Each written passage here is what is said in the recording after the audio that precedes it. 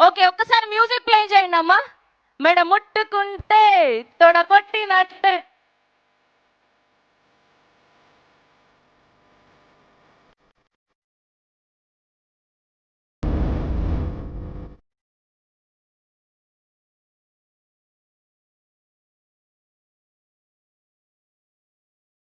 Okay, so ఒక్కసారి హరీష్ శంకర్ గారికి వేసుకున్నామా. The stage is all your sir. So మా కోట్లాది మంది అభిమానాల మనస్సులో ఏముందో మీ నోట వినాలని అనుకుంటూ ఉన్నాం. Thank you so much for giving this Ustad Bhagat Singh. Lakshmi గారు 1 సెకండ్.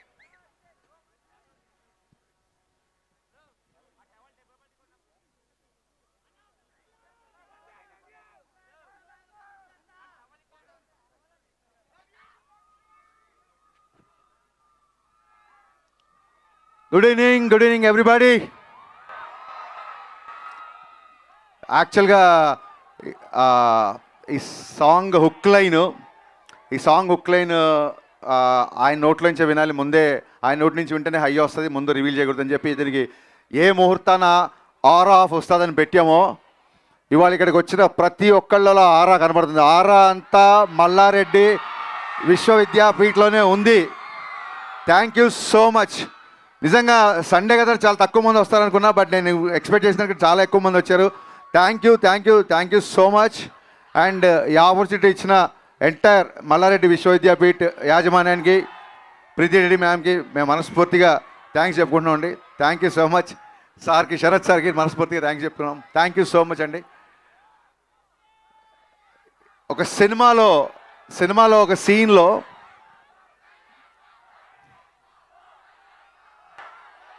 ఆయన గురించే మాట్లాడుతున్నా. సో సినిమాలో ఒక సీన్లో ఈ డైలాగ్ వస్తుంది. ఇదేంటంటే ఆ డైలాగ్ రాసే ముందు ఒక చిన్న నాలో ఉన్న ఆలోచన ఏంటంటే, ఒక 2 decades నుంచి కళ్యాణ్ గారి మేనరిజం చేస్తున్నారు, బట్ దీనికి ఒక వర్బల్ ఎక్స్ప్రెషన్ ఇస్తే బాగుంటుంది, ఇలా అనగానే ఒక మాట గుర్తుకు రావాలి డెఫినెట్గా అన్న థాట్ నుంచి ఆ డైలాగ్ వచ్చింది. ఆ డైలాగ్ వచ్చిన తర్వాత ఈ సాంగ్కి ఇదే హుక్ లైన్ అయితే చాలా బాగుంటుంది అనిపించింది. ఎందుకంటే సినిమాలో ఉన్న ఎమోషన్ నుంచి అది స్టార్ట్ అవుతుంది కాబట్టి ఇది యాప్ట్ అనిపించింది. ఈ హుక్ లైన్ చెప్పగానే ఫస్ట్ డిఎస్పి గారు ఎగిరి గంతేశారు. అసలు అంటే ఒక ఫిలాసఫీ చెప్తూ కూడా, ఒక మాస్ హుక్ లైన్తో కూడా ఒక ఫిలాసఫీ చెప్పొచ్చు అన్న టైప్లో ఆయన ఒక కాంప్లిమెంట్ ఇచ్చారు. ఆ తర్వాత ఆ ఆరాకి ఖచ్చితంగా ఆస్కార్ పెన్నే కావాలి అనిపించింది. ఇమ్మీడియట్గా మా బోసన్న దగ్గరికి వెళ్ళా. బోసన్నకి నాకు రిలేషన్ అసిస్టెంట్ డైరెక్టర్గా ఉన్నప్పటి నుంచి, నేను డైరెక్టర్ అవ్వక ముందు నుంచి నన్ను చూస్తున్నాడు. మళ్ళీ నాకు ఆటోగ్రాఫు, గబ్బర్ సింగ్ ఈ రోజులు గుర్తొచ్చాయి అన్న. కంటిన్యూగా అంటే సాంగ్ వచ్చేంత వరకు బోస్ గారు నేను హోటల్లో చెక్ ఇన్ అయ్యామంటే లిరిక్ పేపర్తోనే బయటికి వెళ్ళాం. ఇంకా హోటల్ విడిచిపెట్టి బయటికి వెళ్ళలేదు. నాకు తెలిసి ఒక 2-3 రోజులే కూర్చున్నాము. బట్ ఫస్ట్ డే ఒక 4 hours, సెకండ్ డే ఒక 8 hours సాంగ్ అయిపోయింది. యాక్చువల్గా ఫస్ట్ డేనే దేవి గారికి వినిపిద్దాం అనుకున్నాం, లేదు ఇంకొకసారి మళ్ళీ డబల్ చెక్ చేసుకుని ఆయన వినిపిద్దామని చెప్పి రెండో రోజు మళ్ళీ కూర్చొని మళ్ళీ కొన్ని లైన్లు యాడ్ చేసి అప్పుడు దేవి గారికి వినిపించాము. ఇది ఇప్పుడు కళ్యాణ్ గారి మీద నాకున్న ప్రేమ, అభిమానం, రెస్పెక్ట్ మీకు అందరికీ తెలుసు. బట్ ఈ సాంగ్కి ఏంటంటే ఇది ఒక అభిమానంతో వచ్చిన పాట కాదు, కంప్లీట్గా ఆయన లైఫ్ స్టైల్ని, ఆయన జర్నీని, అభిమానం కంటే ఎక్కువ కూడా ఒక అవగాహనతో వచ్చిన సాంగ్ ఇది. సో అంటే ప్రతి ఫ్యాన్ మనసులో తన గురించి ఏమనుకుంటాడో కళ్యాణ్ గారి వ్యక్తిత్వాన్ని యాజ్ ఇట్ ఈస్గా ప్రతిబింబిస్తూ ప్రతి లైన్, అంటే హీరోయిజం సాంగ్స్ రాస్తున్నప్పుడు ఏమవుతుందంటే ఒక లైన్ రాస్తే అది ఏ హీరోకైనా సూట్ అయ్యేలా ఉంటుంది యాక్చువల్గా, డెఫినెట్గా హీరో ఎలివేషన్స్ రాస్తున్నప్పుడు. బట్ ఈ పాట నేను ఇందాక ముందే వీడియోలో చెప్పినట్టు మీరు ఏ లైన్ విన్నా కళ్యాణ్ గారికి గుర్తొస్తారు. ఫర్ ఎగ్జాంపుల్ బోస్ గారు చెప్పినట్టు కళ్యాణ్ గారి జర్నీ అటు సినిమాలు కానీ అటు పాలిటిక్స్ కానీ అంత ఈజీగా రాలా, ఊరికే ఓవర్ నైట్లో వచ్చేలా. సో ఆ జర్నీ ఎంత కఠినమో మన అందరికీ తెలుసు. సో దానికి సంబంధించిన లైన్, నా ఫేవరెట్ లైన్ ఏంటంటే, మెత్తని మట్టిలో మొలిచిన మొలకవు కాదోయ్ నువ్వు, బండరాళ్లను బద్దలు కొట్టిన మొండి మొక్కవు నువ్వు. ఈ లైన్ నాకు నా ఫేవరెట్ లైన్. అంటే ప్రతి లైన్ నా ఫేవరెట్ లైన్సే లిరిక్స్లో ఉన్నాయి, బట్ ఎక్కువగా హత్తుకునే లైన్ ఇది. అలాగే అసలు డబ్బుకి ఏ మాత్రం కూడా అంటే దాన్ని ఏమంటారు, డబ్బుకు లొంగని వ్యక్తి అని గట్టిగా చెప్పవచ్చు. ఎందుకంటే ఇట్స్ నా పర్సనల్ ఎక్స్పీరియన్స్.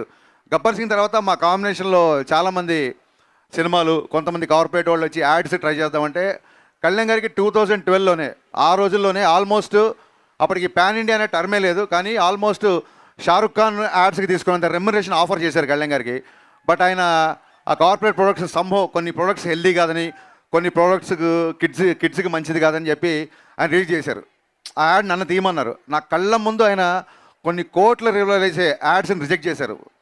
ఇంకోళ్ళు చేయడం ఈయనకి చేయకపోవడం అని కంపారిజన్ కాదు, ఎవరి ధోరణి వాళ్ళది. బట్ ఆయన వ్యక్తిత్వాన్ని ప్రస్ఫుటించేలాగా, అందుకే ఎక్కడన్నా తనకి నెగటివ్ ఉన్నా, ఎక్కడన్నా తనకి ప్రతిబంధక ఉన్నా చొచ్చుకెళ్ళే తత్వం అయింది. అందుకే ఆ లైన్ వచ్చింది, ఏటికి ఎదురీదడం అంటే ఎవ్రీడే ముందుంటాడు.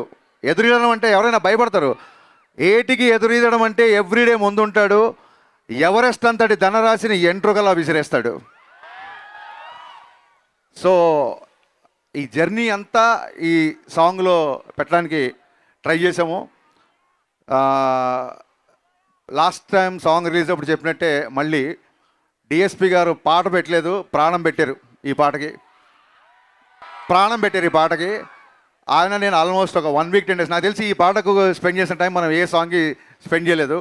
చాలా రోజులు నేను ఒక 5-6 సార్లు ఈ పాటకి చెన్నై వెళ్ళాల్సి వచ్చింది. ఆయన కొన్నిసార్లు బాగా వచ్చిందంటే ఓకే అన్నప్పుడు, కాదు కదా ఇంకా బెటర్గా చేస్తాను, కొన్నిసార్లు సార్ ఇది ఎక్కువ బీజం ఏదో మార్చాలని. ఈ సాంగ్కైనా తర్జన భర్జనలు మామూలు విషయం కాదు. But we are seeing the result today. Thank you sir. అంటే మీరందరూ కళ్యాణ్ గారికి రిలీజ్ అప్పుడు పాలాభిషేకం చేస్తారు కదా, దేవి గారు పాటాభిషేకం చేశారు, కళ్యాణ్ గారికి పాటాభిషేకం చేశారు ఈ పాటతో. అలాగే మా బోస్ గారు తన ఇంకుతో ఈ పాటకి అన్న శిరాభిషేకం చేసావు నీ శిరాతో, అందుకే ఈ పాట ఇలా వచ్చింది. Thank you so much. ఎక్కడికి వెళ్ళిన అడుగుతున్నారు ఉస్తాద్ భగత్ సింగ్ ఎలా ఉంటుంది. నా ఇట్స్ హై టైం, రిలీజ్ దగ్గర పడుతుంది. March 26 సినిమా రిలీజ్ అవుతుంది. ఎలా ఉంటుంది అని మొన్న ఒక వెరైటీ ఇండియా మ్యాగజైన్, ఆయన ఒక నేషనల్ లెవెల్ మ్యాగజైన్ ఆయన ఒక క్వశ్చన్ వేసాడు. వేసినప్పుడు నేను ఒకటే ఆన్సర్ చెప్పాను, పవన్ కళ్యాణ్ గారి ఫ్యాన్స్, జనరల్ సినిమా ఆడియన్స్ ఏమేం కోరుకుంటున్నారో అన్నీ, ఎవ్రీథింగ్ A to Z పుష్కలం, యూ నేమ్ ఇట్, పాటలు, డ్యాన్సులు, డైలాగ్స్, ఎంటర్టైన్మెంటు, యాక్షను, ఈవెన్ చాలామంది కల్ట్ ఫ్యాన్స్ ఆయన డ్రెస్సింగ్ స్టైల్ ఫాలో అవుతుంటారు.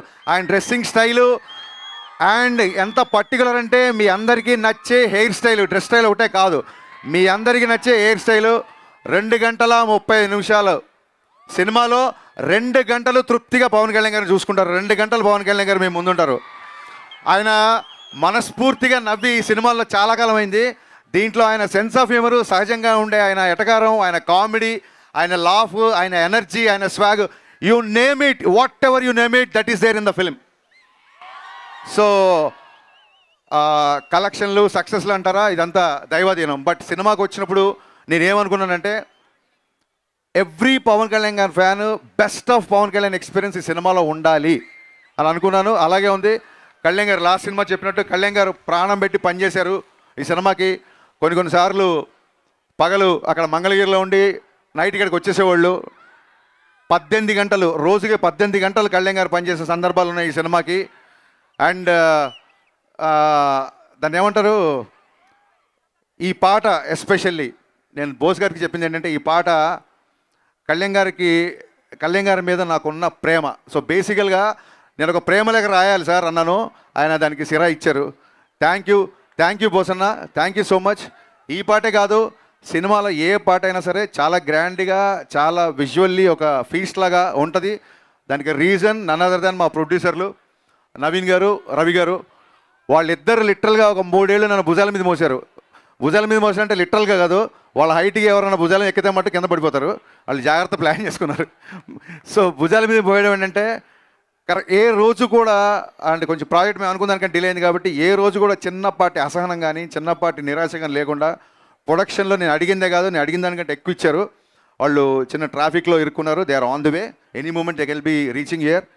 సో నవీన్ గారికి, రవి గారికి అండ్ డే అండ్ నైట్ కష్టపడుతున్న మళ్ళీ మా డిపార్ట్మెంట్కి, దేవి గారు ఎన్ని థ్యాంక్స్ చెప్పినా, అంటే నాకు చాలాసార్లు అనిపిస్తుంది, ఇళయరాజా గారు, ఆర్డి బర్మన్, ఏఆర్ రెహమాన్, దేవి గారు వీళ్ళందరూ కేవలం మ్యూజిక్ చేయడానికే పుట్టారేమో, వీళ్ళకి మ్యూజిక్ చేయడం తప్ప ఇంకే పని రాదేమో అనిపిస్తుంది. సర్జీ, heartfelt thanks to you. Thanks for always being there, not just like a music director, more than music director, more than a brother, more than a guide.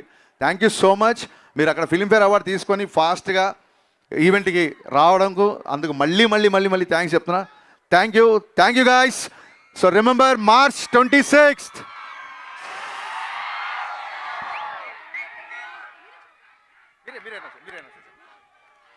Okay. Thank you so much, Harish Shankar garu. Thank you so much. We are eagerly waiting for 26.